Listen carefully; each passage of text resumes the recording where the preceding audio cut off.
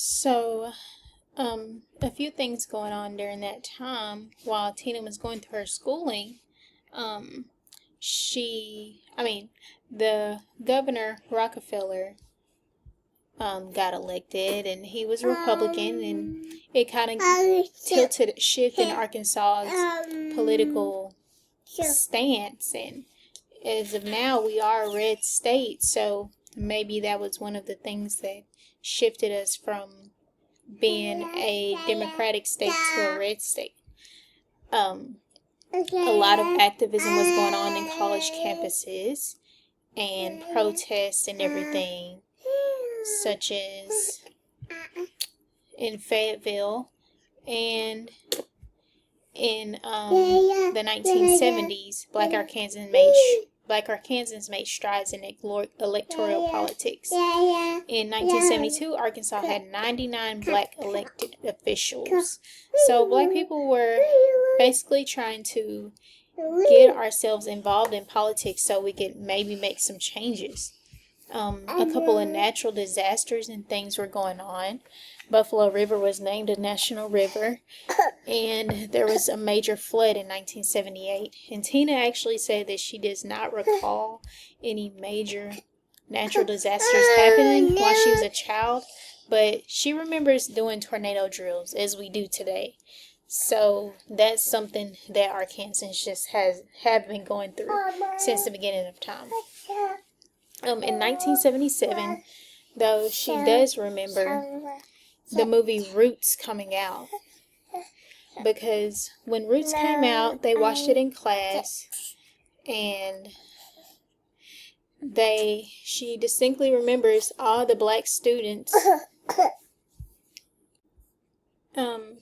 Tina remembers that in class, they watched Roots, and they came to a realization of all the things that slavery actually was and how drastic it was. And it caused all the black people in her school to get up and walk out.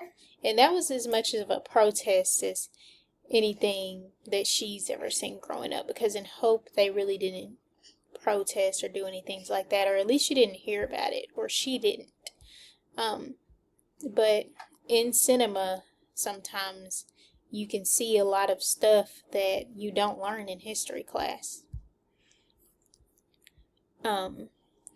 And also, while she was in school, Bill Clinton was elected governor of Arkansas in 1978, but lost a bid for re-election in 1980. But he then regained governorship 2 years later and served until 1993. He then went on to become the 42nd president of the United States.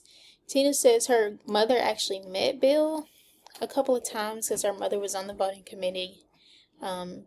She did a lot of work and working in the polls and stuff like that. And she said everybody's really excited to have somebody make a name for them in Arkansas. During her teen years, Tina said she never really felt true prejudiceness because her and her classmates actually got along really well and respected each other.